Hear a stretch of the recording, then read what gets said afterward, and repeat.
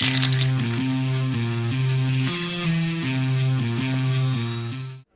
my name is Charlene Li. As Guy mentioned, I am going to be the moderator here.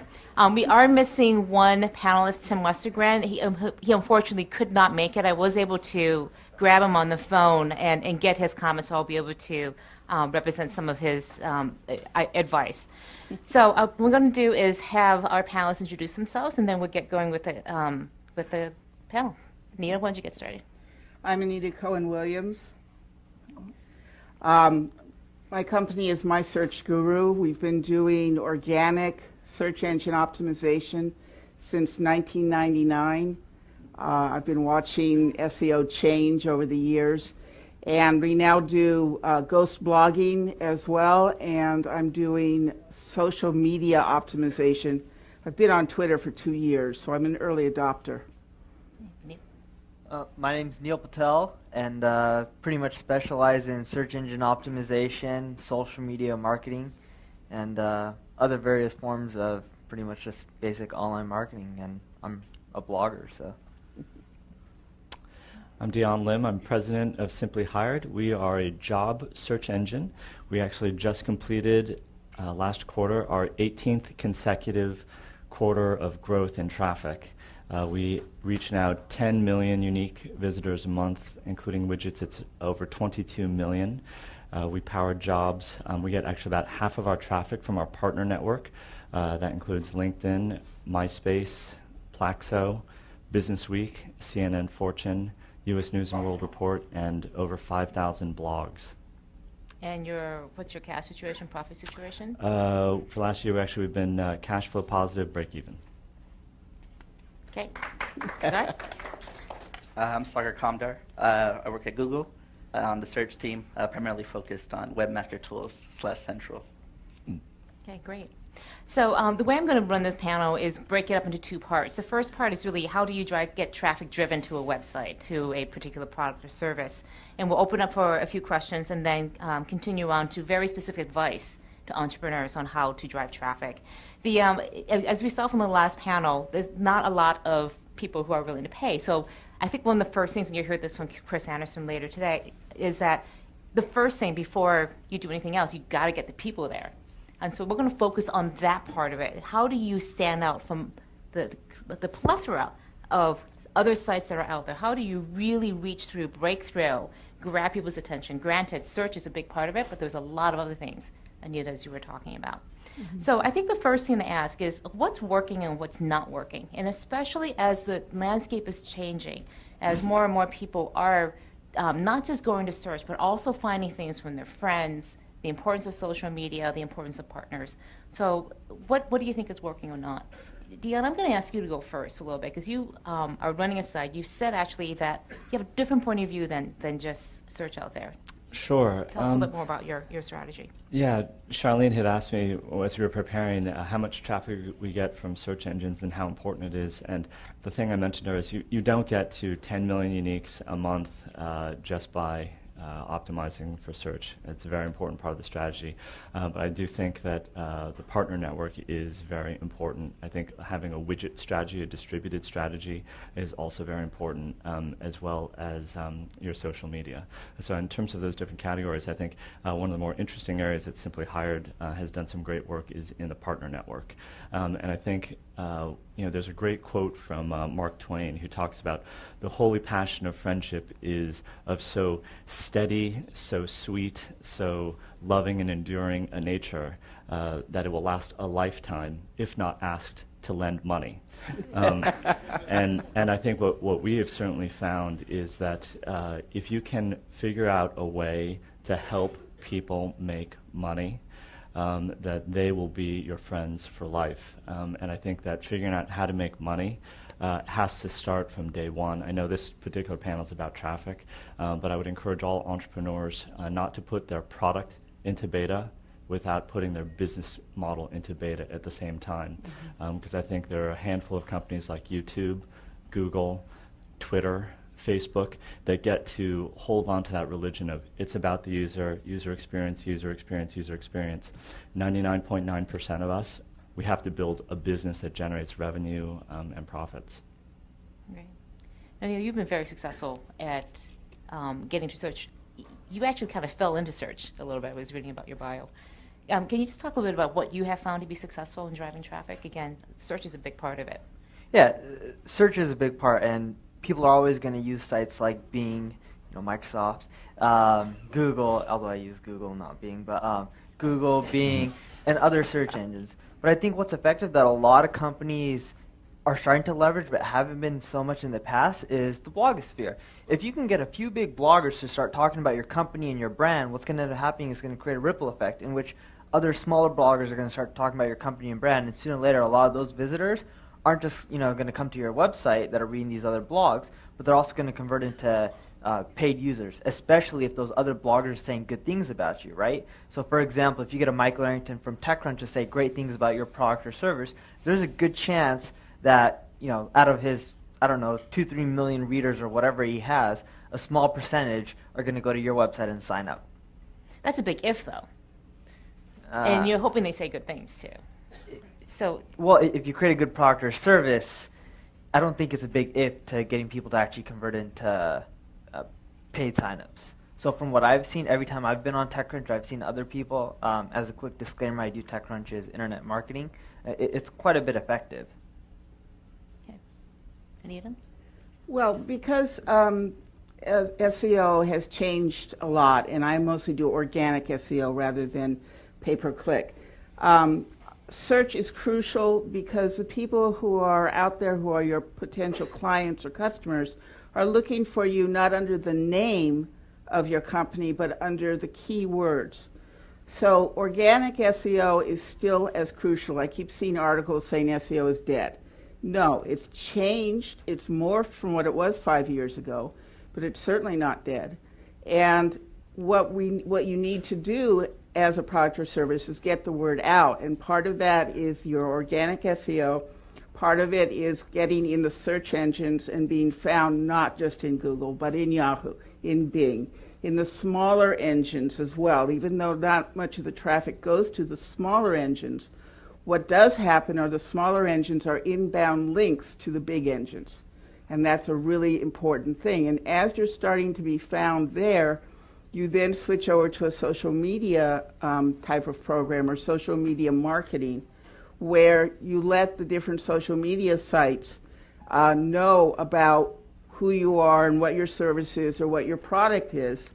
And I think blogs are also crucial. I've been blogging since 2002, and blogs are also extremely important. So making comments on other people's blogs that are relevant to your product or service, not splog, not spamming the blog, but making actual comments and then saying, well, check out my site because it's relevant to you. You'll get a lot of people following not only in the comments, but following the blogger as they write about you as well. So you actually advocate a sort of process in some some ways. There's definitely a process.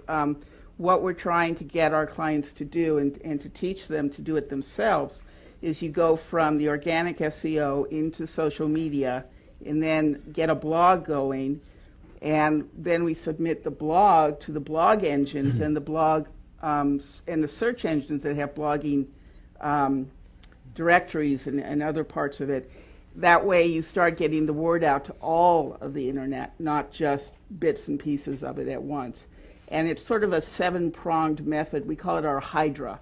So there's 7 different techniques that all go on at once. So if Google changes its algorithm at the last minute, or Bing falls off the map, or whatever might happen, because something always happens, you're not hurt because you have this 7-headed Hydra going on all the time. Speaking of search engines, now you run a very interesting service with the Webmaster Developer Center. Could you talk a little bit about some of the tools that you think are really effective in terms of driving the traffic? What do you provide on Webmaster Central? Yeah, so I mean, the number one thing we say, we tell webmasters or people that own companies is, like, have unique and compelling content, right? You could drive all the traffic in the world to your site, but the first time a user comes to your site, if they're not happy with it, they're probably not going to come back again. So traffic is great, but conversions are what matters, because you want users to sign up for your service. You want users to tell their friends about it over Twitter or social media. and then you want them to keep coming back, right? So people keep focusing on traffic, but we want them to focus on conversions. And when we talk about SEO, Webmaster Tools is a service we provide. There's several other services from Yahoo, Microsoft, and others that provide insight into just like your URL structure, are you crawlable or not, which is extremely valuable because a lot of developers ignore these facts, and like you'll realize your site's not even crawlable, so a search engine can't discover it. But then you need to take it a step further with tools like Website Optimizer or Google Analytics or Omniture, which enable you to understand your users and what they like and what they dislike about your service. And when you combine like these different tools and really get a good understanding of your user, you create a compelling destination for them, and traffic and all that will come out of it, right? Like all these different platforms, the blogs, if you're putting out unique content, you'll build a brand for yourself. You'll get a mix of organic traffic from Google or the search engines, and you'll get direct like traffic as well. People start typing in the URL bar. So like that's where we stand, or those are the tools we provide to really help site owners. It's great that you have the tools because it sounds like a huge amount of work, you know, to be able to create all this. I know you who are in the business of actually providing these services. Dion, do you use outside services, or do you have somebody dedicated to driving traffic? Charlene, if I could build on what Sagar said, I definitely think that sort of an Orwellian approach is that all traffic is equal, but some traffic is more equal than other traffic. And I definitely feel like Google Analytics, by the way, I just want to, who is an entrepreneur here? Okay, terrific, awesome. Absolutely use Google Analytics. By my own admission, we did not use Google Analytics probably the first year at Simply Hired. That was a mistake. The insight that Google Analytics will give you in terms of your bounce rate, that would be people coming to your site, not doing anything else, will give you tremendous direction on your product and how to make it more useful for people when they're showing up.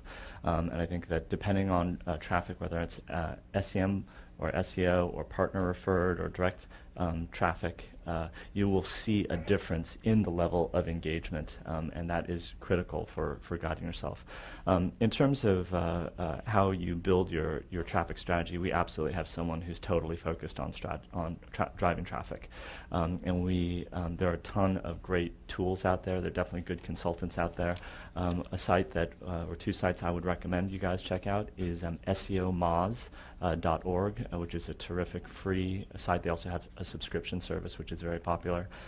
Secondly, I'd say, where's Guy? He has a terrific all-top SEO news aggregation point that all of you guys should check out, which collects a lot of best practices. Great. Now, in terms of the services that you provide, is there a certain level of expertise required at some point that, as an entrepreneur, you can start out doing some of this yourself, thinking about the unique content, but at some point, what are the skills they really need to have to really drive that traffic, especially from the search engine side? Do they need to do it themselves at some point? How do they know at what point to give it to somebody else? Yeah. Well, I really think that if you're going to do pay-per-click, which is search engine marketing, you really, really need to hire an expert in it, because for SEM to actually work properly, you've got to have somebody on it every minute of every day. On the West Coast here, we have the problem that by the time we get up, the East Coast has been up already for a while. So a lot of times your clicks are gone because the East Coast ate them. So one of the things you really need is someone on top of it at all hours to watch it. For organic SEO, you can start off on your own. You can begin with the Webmaster tools and a number of the other tools. But as you go along, you're going to realize you need to run your business. There are a million other things for you that you need to be doing to keep your business alive, and SEO becomes less and less a priority, even though it should be a much higher priority.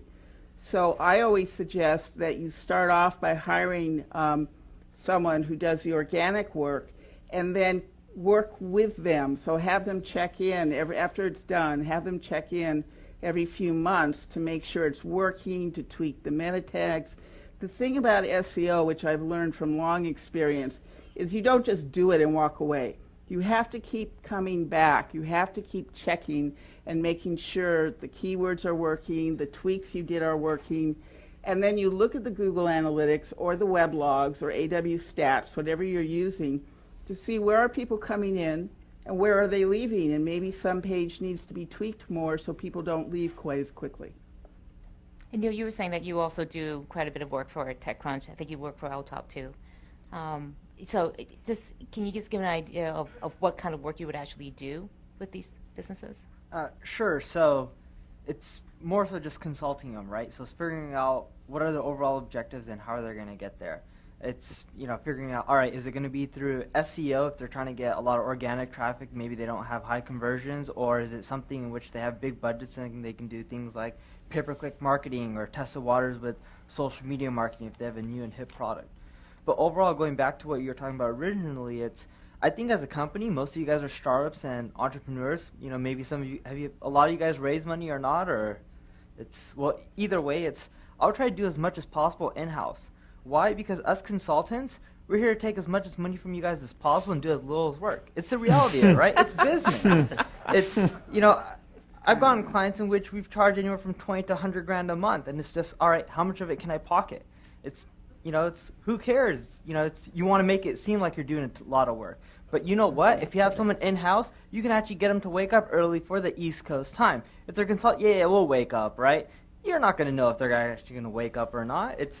They're there to pocket as much as money. So I'll try to do as much as possible in-house, and the areas that you lack, read up on it, go to meetups and stuff like that, try to gain as much as knowledge, or if you have to hire consultants for the areas that you guys lack or you think you can improve and getting some knowledge from them. So. Neil, I was going to get your card after this, but I don't think I'm going to get it. It's a truth teller out here. I think SEO is a mindset. SEO is a mindset. It's not a project. It needs to extend from your marketing all the way to your product, to your engineers. It's something as simple as when you're on a press call saying, at simplyhired.com, we blah, blah, blah, in the hopes that when they do that article, that simplyhired.com will be a link that lights up, that will generate a link to Simply Hired from the New York Times. But I think it's not a short road to SEO success. I think the New York Times just did an article about jobs, and they linked the keyword anchor text jobs to simplyhired.com, and that's something that took 18 quarters of just hard building something that's useful, getting the brand out there, talking to bloggers. That's stuff. Black hat stuff like paid links. Stay completely away from anything that is questionable. I think it's just tighten your belt, get ready for a long ride, and build a great product. And I'm going to add some comments from Tim Westergren from Pandora, and then we'll ask some questions. First, a quick show of hands. How many of you use Pandora on a regular basis? And how many of you found it through a search engine? Oh, those raise your hands. One person. So this is what Tim shared with me. He said what you have to do is overinvest in personal communications. I know Tim personally. And one of the things that he talked about is the importance of him going out there. He shared that he had 300 meetings over the course of 3 years with people, in-person meetings, sometimes as few as 2 people. And he would just go out there and get his name out there, really personally meet people, because he strongly believed that the way to drive traffic and to build Pandora's brand was from people sharing that. So lots of meetups, being human, having that personal thing, and not to rely on the technology to do it. But you as an entrepreneur have to be that face. I know from just personal experience with Dion, I've seen you at maybe a dozen events over the past 2 years. So it's definitely that personal outreach that I think makes a huge difference. At this point, I want to take a few questions and then go back to very specific advice. Any questions for the panel at this point? Charlene, I do want to respond to Neil. Oh, okay. And just a quick question. You want to respond to Neil real quickly? Okay, go ahead. Okay, let me just respond to Neil for a minute. I totally disagree with what he just said, okay? I'm sorry. I've been doing SEO since 1999. I'm a librarian. I'm a trained reference librarian. Now I do work online helping people find things. I am personally invested in all of my clients. I don't want to take your money. I want to get your brand, your service, your product out there. I want everyone to know about it, and I want to drive traffic. Now, I can't help you with conversions as much. I will make recommendations, but I have a lot of clients that ignore my recommendations and make me pull my hair out. But So one of the things that I wanted to really let you know is that you can't generalize about all SEO people, but a lot of us consultants out there want to help you get the information out, because the better your brand or product comes up in the search engines, the more clients we get. And that's one thing that we're all very personally invested in. Anita, I'll get your card afterwards. Okay,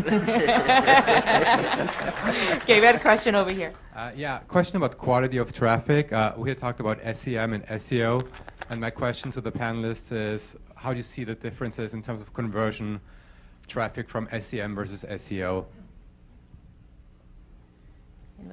I can start, yeah. Because I watch these very closely, there's a lot of differences. If you want to get the word out really, really quickly, you go with pay-per-click or SEM, because that's the way to get the word out quickly. But it also takes a lot of money. So the SEO process is slower, and it can take up to 3 months if you don't use social media, but it's better in the long run, because we've discovered that if you do just pay-per-click and then you run out of money and you pull it off, if you haven't done the organic, your history, nobody knows you. Go ahead. Yeah. I'm sorry. No worries. I think that you should realize that pay-per-click is much more specific. You can target the exact query that you want to have your ad show up for, and when they click on that, I would say that in general, you can feel very comfortable it's going to be a highly qualified lead. On the organic side, it's a little bit more mysterious. You don't know exactly what query you're going to show up for, so I think you're going to see generally a higher bounce rate than you would versus your PPC. Although when you start ranking for the right terms organically, obviously all of us as users, when we click on the organic search results, which we do the majority of the time, it's very, very qualified traffic. So going to the question, what makes it really difficult is with pay-per-click and SEO, the major difference is with pay-per-click, you can not only control what terms you're bidding on, but what pages you're sending that traffic to. And SEO, in many cases, the page you may want to rank may not rank.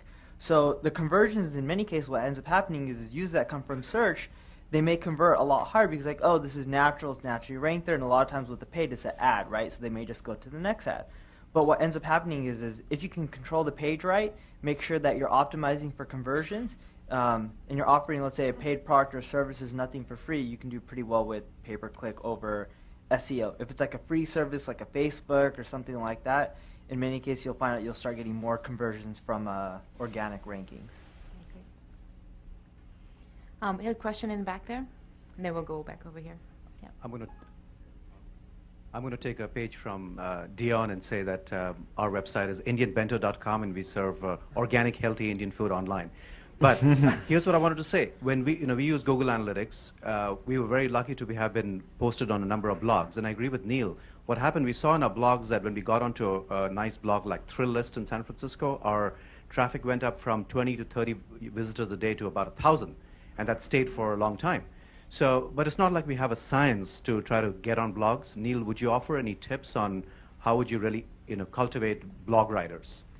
So it's interacting with blog writers, whether it's through meetups or over the web and building relationships and just sending emails.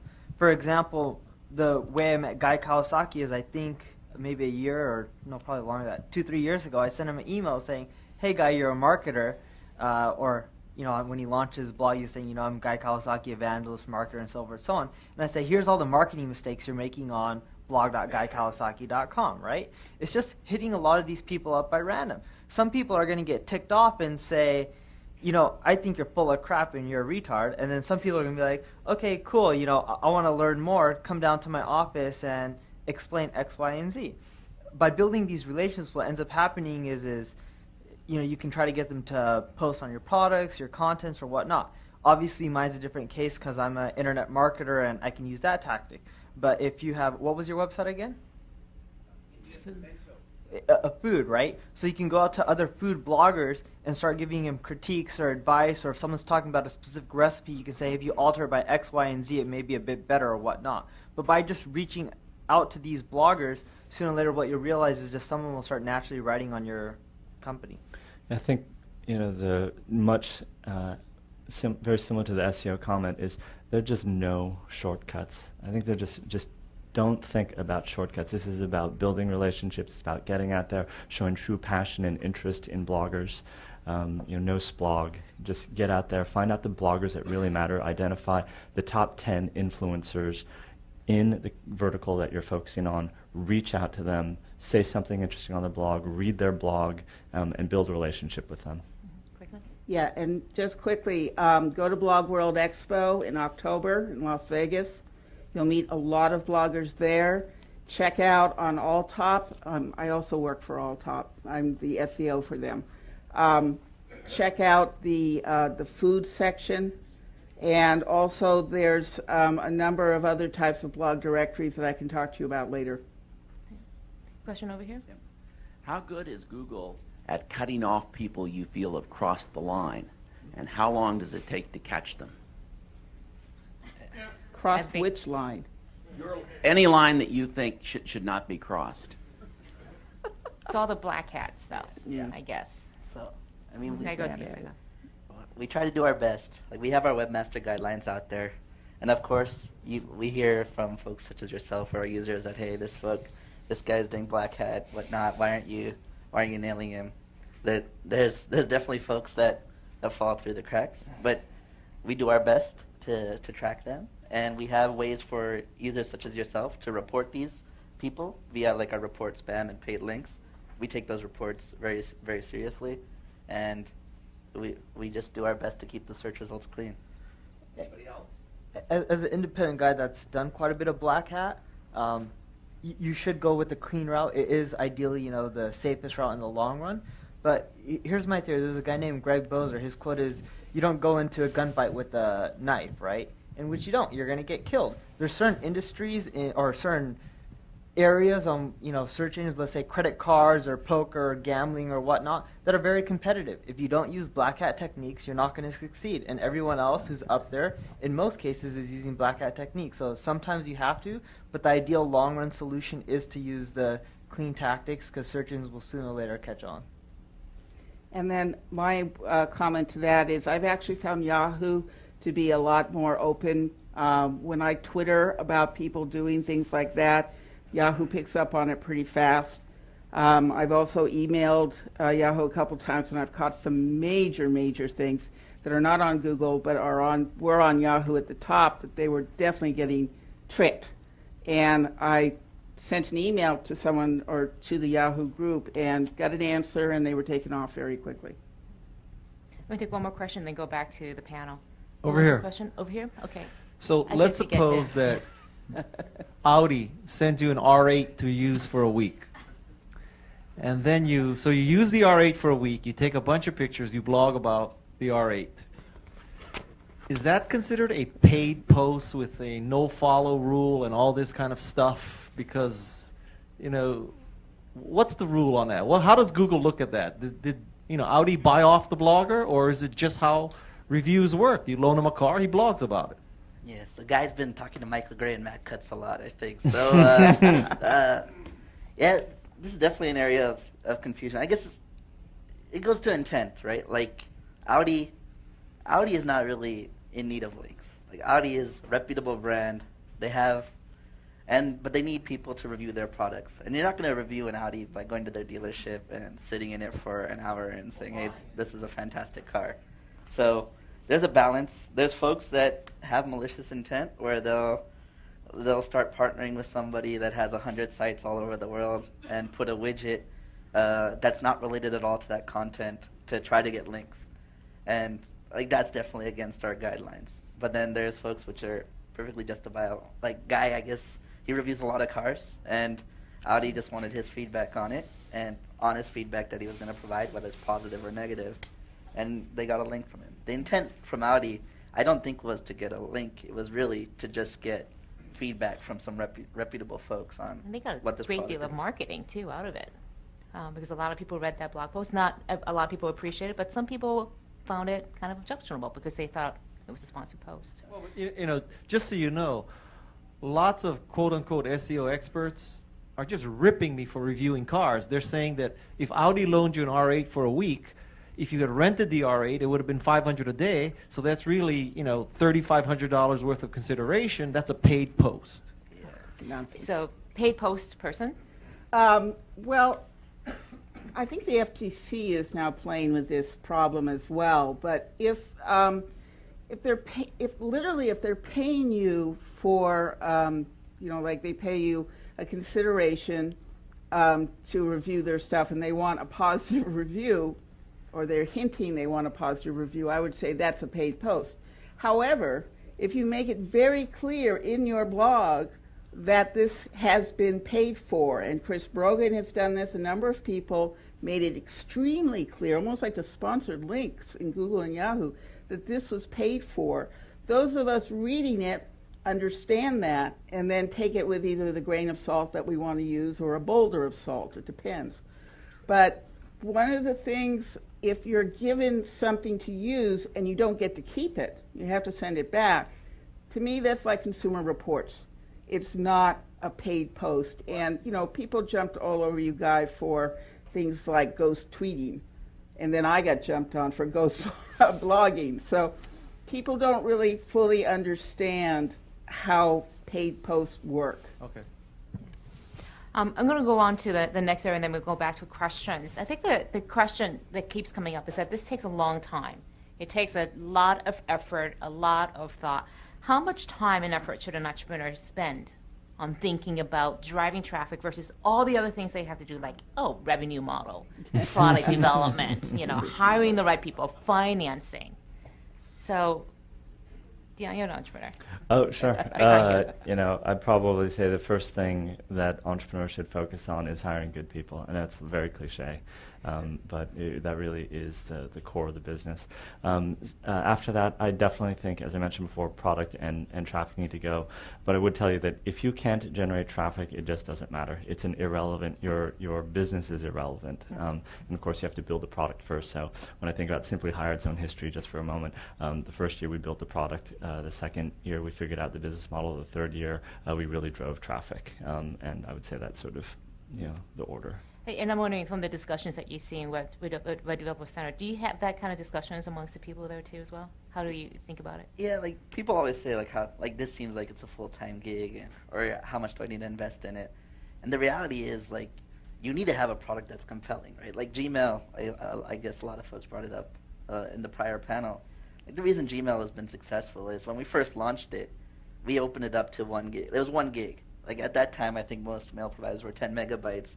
That was a natural hook. Like people got excited about it. Like this is something that's interesting. With Google Maps, like that was the first time Ajax had gotten so innovative on the web, and people were like really excited about the product. So I think it's not just SEO, it's your product, it's your blog. And if that's really like something that, if I guess TechCrunch was at Seattle, and somebody from Urban Spoon said, if you're not selling a service that you want to buy, like you're not going to succeed in SEO, or you're not going to succeed in SEM. So if you really focus on your product and your blogs or whatnot, and then naturally SEO will come out of it because people will start blogging about it. As long as you make sure your URL structure is okay, your meta tags are okay, things will just naturally progress. So you're kind of advocating a little bit of a build it well and they will come kind of approach to things.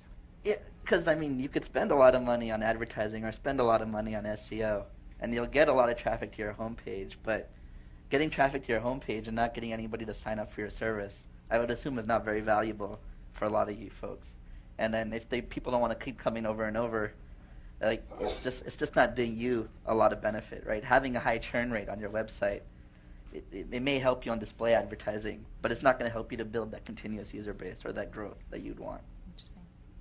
Either one of you want to chime in on this? Yeah, you really, as an entrepreneur, you really have to build your product or your service well enough to convert. Because I can drive traffic all day long, but I can't make them buy. That's up to you. So I sort of go along with what Dion was saying, where you need to hire the right people, because you are chief cook and bottle washer. You don't have time to run around and go read SEO book, which is 80 pages, and memorize all this stuff. You need an expert to help you figure out the best ways to convert traffic by recommendations on the website, and the best way to get the word out. Let me ask you a little bit of a nuance on this. You've seen a lot of companies invest, and you've been giving that advice to people about how to invest. Is there a point of diminishing returns where you just can't push any more traffic that should naturally be accruing? Or is it just always, again, we're talking about quality here, because at some point you can just keep buying more and more traffic, pushing more traffic. There what's is the a trade-off? diminishing return to some extent. There's certain companies like Fortune, 500s or 100 companies in which some of those guys will, let's say, all right, we have a pay-per-click budget of, let's say, $1 million a month, in which most of that money won't convert because there's only so much quality traffic you can start buying.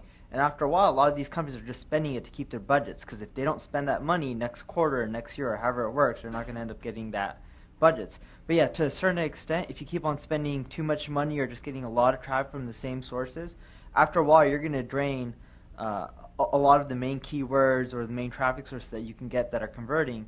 And at the end of the day, all that's going to be left is the long tail of the scraps. A lot of it will convert, but overall what you're going to see is diminishing returns. Right. I have one more question, then we're going to turn it back to the audience. Sagar, you see a lot of developers who come through. What's the one thing that you wish you could tell all of them? I know it's about the quality, but if there was one mistake that you see them making over and over again, that you wish that they could just listen to you and do. Yeah, so I think this is this is one thing we hear at conferences a lot, is developers keep SEOs in business. And you always hear this where the marketing folks or the SEOs really have good ideas on like, hey, this is how you should build your site, this is what you should think about. Developers are always thinking about, let me use the latest in technology, like whether it's Silverlight, whether it's Flash 10, and it's like those don't jive well. So you see like the most amazing websites built in Flash, and then when you then the marketing person will try to do a search for their company name, and it won't show up at all. And it's like, oh, you need to start all over again, or create an HTML version of the site. Developers get frustrated because they're like, that's too much time and investment. So I think it would be good for developers to listen to their marketing folks and SEOs for certain issues like these. So when you're building your site, think about how it's going to play in the search engines from the very beginning. Yeah. Exactly. Anything else that, Anita, why don't you? Well, chime in there's there? a website that I'll give you guys that you need to take and put your website into and see what the search engines see. It's called SEO-browser.com. Totally free. You put your website in there, especially if it's an all-flash site, and then you can see what the search engines in general are seeing. I find it very useful for when clients whine at me that they can't find their website in the search engines. I put them through the SEO browser, and it's a big blank page, and I say, see, this is why nobody can find you. It's a great piece of advice. Yeah. Dion, what would you what's the piece of advice that you wish someone had told you? Oh, so much. Sheer number of mistakes you've made are staggering. I think the biggest one would be measurement. I think that would have to be it. I think you just need to pay attention right from the very beginning, because otherwise you are driving blind. I think that would have to be the number one thing. There are a few other things that I would love to share with you guys. One is just the basic model that a lot of the seasoned entrepreneurs in the consumer internet space use, which is just this triangle of traffic, engagement, and revenue. Traffic, engagement, and revenue, and just constantly thinking about what is on the top of the pyramid. Because you guys don't get enough sleep, you don't see your children enough, you don't see your friends enough. You need to be focused at a startup, and so you need to understand which triangle, which point of the triangle am I trying to optimize. The other important point I'd add is I think email as a way of building a relationship with a user is something which is remarkably just still underappreciated. And I think that if you can get people to engage, email can actually be a terrific way to get repeat usage, because you work so hard to get people to your site. And finally, in terms of measurement, think about lifetime value, and the more sophisticated you can be about people returning, you'll get a much better sense about that quality of traffic, and then you can invest upfront in the right areas. Therefore, you don't have to keep getting it back again. Just having it come first. Right. Neil, what piece of advice would you wish that somebody had told you about? It's keep your head down and run as fast as possible. And while you're keeping your head down, it's in many cases keep your mouth shut. So when you're doing marketing or you find something that works really well for you, a lot of people, their first reaction is to tell the world about it. Oh, try X, Y, and Z and it worked really well for me. What ends up happening is people start doing exactly what you're doing, and in many cases, the well's going to get dried up. And there's not going to be much more room for you to go after that space or that market or get that traffic anymore and make that money through that medium. So it's, leverage whatever you can while you can, because things don't always last forever. What's interesting is you are very open on your blog, though, in terms of sharing I'm very information. open, yeah. But not the crown jewel secrets. No, it's if something's going to make me money, why am I going to tell a lot of people, right? Might as well make as much money doing it as long as possible. I could be greedy for that, but I say it's the way the world works. I think you guys have to watch what advice Neil's giving. I'm just imagining, he said keep your head down and run as fast as you can. And I'm just imagining these entrepreneurs running as fast as they can, and you're going to run right into a wall. Right. You'll need that iPhone app. Have you guys seen Email Walk? Where basically you can it uses your camera on your iPhone so that you can email while you're walking, because it shows what's ahead.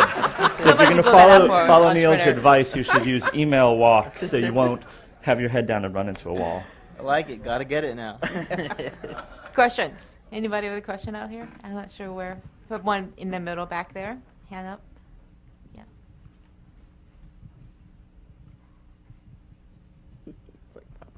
Neil, I kind of stand on your side a little bit. I have a ideacoast.com, and we own about 10 different domains.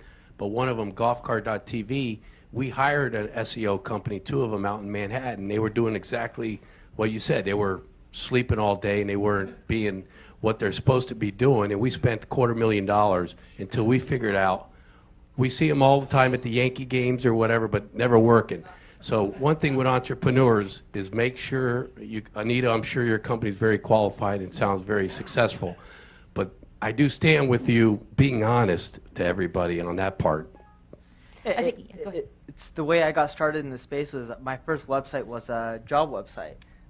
Didn't succeed at, obviously. I tried to copy monster.com, but I created a shitty version of it and hired a few SEO firms myself and lost a lot of money.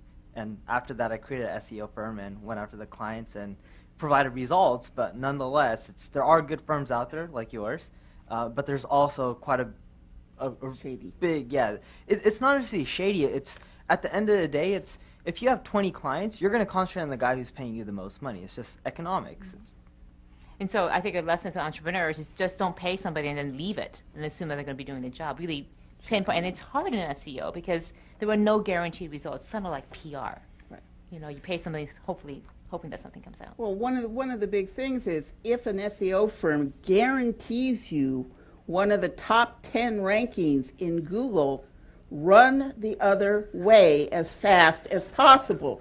It's not possible to do. It's just not. The changes in search engines are such, in all search engines, especially Google, Yahoo, and Bing, the changes are such that you don't know if you're going to be the top 10. I don't guarantee it. I guarantee you'll be found for your keywords. But my clients have ended up in the top 10 and in the top 30. But I can't guarantee it, and I won't do it. Another question? Right here? It's a question for Dion. Once you got analytics and you were using them, what was the biggest thing you learned and the biggest improvement you were able to make as a result?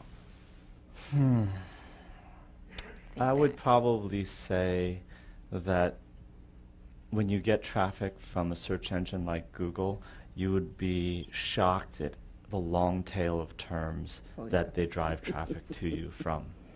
And that you realize when you're trying to optimize your site for someone who types in marketing jobs, that's going to be like 1.001% of the traffic, and it's going to be someone typing in Tyson Food Jobs, Champaign, Illinois, that's coming to your site, and then you have to be thinking about how do I, from this diverse set of terms, how do I create the right experience? Hi, question for the panel. What's the most innovative use of Twitter you've seen to drive traffic?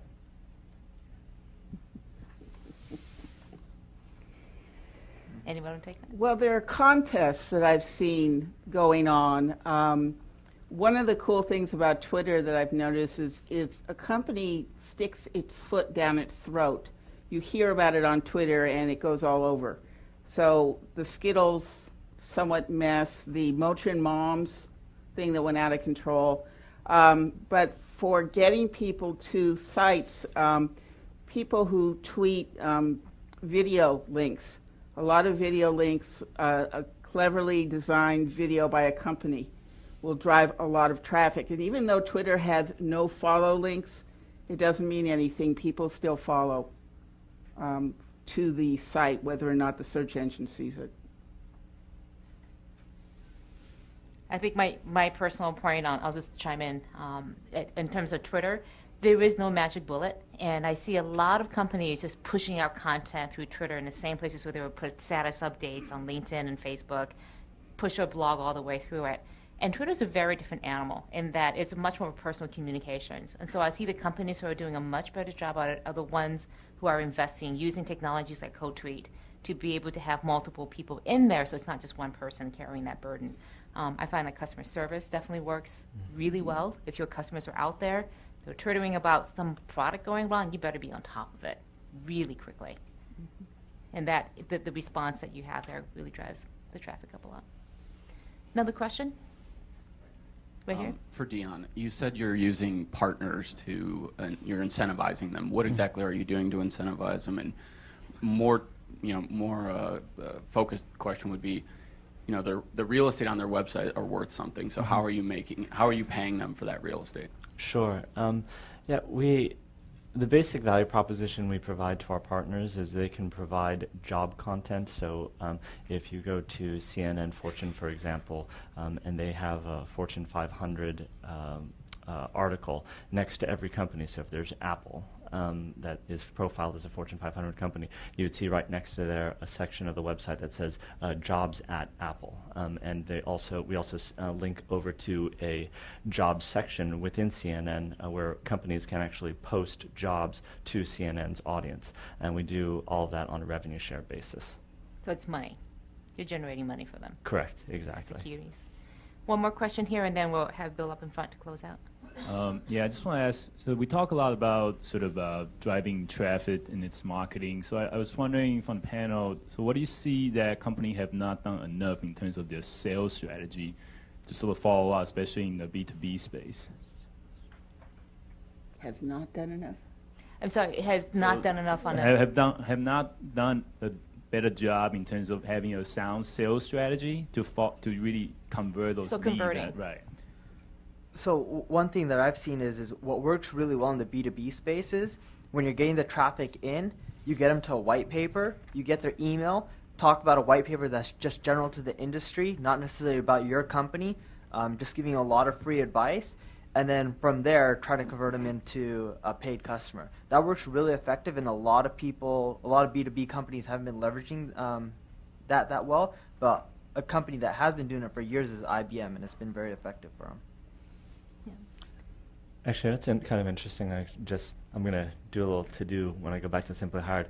I don't think we spend any energy trying to optimize for our advertisers and how they might use Google to search for good ways to advertise their jobs. I think it's totally focused on the consumer. So I bet you a lot of companies just don't think about optimizing on the B2B side. And go ahead. Well, I was just going to say that the other major thing to think about, and the white papers is a great idea, or a free little tip book, or something like that. But I think also, if you're going to push traffic at your site, make your site navigable. Make it so that they don't have to drill down 20 layers to find what they were looking for in the first place. And I think one of the best examples of a site that's too big and too difficult to find basic key information on is FedEx. I find it one of the worst websites when all I want is one answer to one question, very simple, and I have to drill down 20 layers to get to it, and I still can't find it. One other thing, and then we'll go to your question. One other thing about B2B, that usually the person who comes to your site is a lower level person who has to make a case to somebody higher up to buy your product. So give them the tools to make that case. Give them the data, the slides, the presentations to make it easy to do that, to make that transition going through. I can tell you so many B2B sites just sort of leave the white paper and like, good luck. You go figure it out. Put that case study, together to make that case. And so anything you can move that decision-making process along would be great. Bill, you had a question? Oh, thank you. Yeah, I just,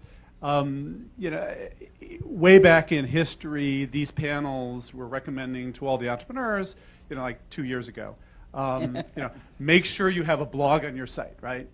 Everybody had to invest in having a blog on their site. And then people got more modern, and more recently they said, make sure you put a social community on your site. You got to have a community on your site and get all these people.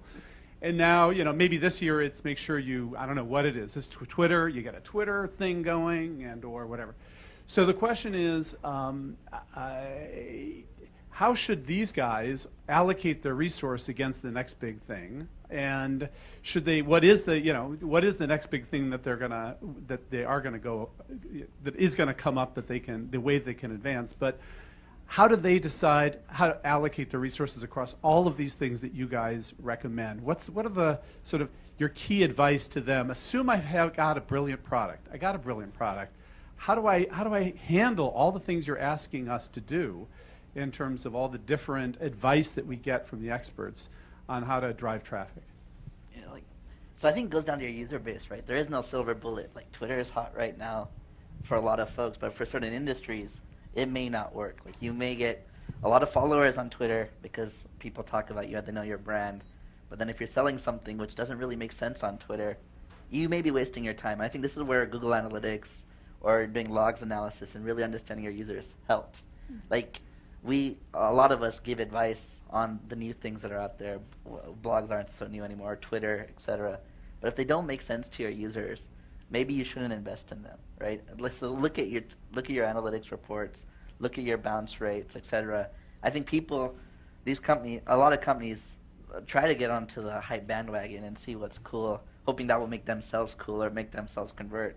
But it may not benefit them. So at Google, we've done things where, obviously we have a Twitter account as well, but we even did analysis on our landing pages. And we did something that a lot of startups probably don't have resources to do this analysis, but we changed the color blue. We did 40 iterations of the color blue on our Gmail homepage. Changing it, versus going more green versus more blue, just changing that increased conversion something like 20%. That type of analysis, obviously startups don't have access to resources that could give you color theory, contrast versus not. But if you did that research, if you had engineers that would look at what Google or Microsoft and these companies are doing, that could help you as well. Like latency, we've done similar analysis on if you decreased your latency by 10%, your traffic went up X%. So I think it's just important for you guys to really look at what your users want and experiment continuously, right? If you focus too much in one area, you may be sacrificing another area that would be much more impactful for you guys. So I say at the end of the day, it doesn't matter what you want, it doesn't matter what I want, all that matters is what your customers want, right? So do some surveys, figure out what they want, get some feedback from them, and then what I say is do $500 tests. Small increments, it's enough money where it can move the needle or it may not move it at all, but it'll tell you enough in, hey, maybe should you spend more time on this medium or leveraging this new technology or should you not, right? And it's not always necessarily $500 as you're throwing out the cash, but it's also time because time is money. So $500 of someone's time or whatever it may be a week's worth of time. But just do small tests and some things may work and some things may not. And things that work, continue to push forward on them. I'm going to have the last word on this one before we have to close out. I wrote a book that I would recommend you getting. Shameless plug there. It's going to be on sale in the lobby after this. The Groundswell, because it lays out a strategy. I think the most important thing you have to have before you go out there to engage with your audience, because you really have to think about what they're doing, where they are. Do they really want to hear from you? In most cases they do, but in what channel and how, you have to have a strategy for this. because there's just way too much out there. I would be the last person to say that you should have a blog or a Twitter account or anything else like that purely to drive traffic. You should do it because it makes sense and you do it. The other key thing I would recommend is that when you're thinking about moving forward with this, it's not just you who's going to do this. The most successful companies who are in social media right now, I've just finished up a study on engagement, is Starbucks. And they're not a technology company. They're a retailer with thousands of points. They have 6 people running their social media policies. And the reason they're successful at it is because everybody in the organization, everybody is responsible for driving traffic and engagement and touching the customer. So I think what we're at this point is right now there's a different way of running companies. The successful companies are the ones who can stay so close to their customers. It's not even an issue. You don't even have to do tests. You just know what's going to work. You know you're so in touch with them that you can pretty much anticipate and read where they're going to be and be there before they are. I think the one thing I would just finally add is that I'm just super empathetic with that issue, Bill. As you've seen, by the way, Garage is an investor in Simply Hired. There are so many different things that come at you as an entrepreneur. I mean, it's staggering. It's really staggering. The thing you're probably not going to want to hear is that you only get to make a couple of bets. And that's why there are 100 companies that are doing the exact same thing you guys are, and only a couple of them are going to succeed because you don't know which strategy is going to work. And I absolutely advocate having a very thoughtful strategy. And you just need to pick a strategy. It could be, I'm going to go with the low risk, low return. I'm going to go with the high risk, high return. And then I think you need to try and test, try and keep your investments minimal, and then sort of get deeper into it. But the sad news, unfortunately, is that you won't know until you get in there, and you don't have enough time to try everything out there.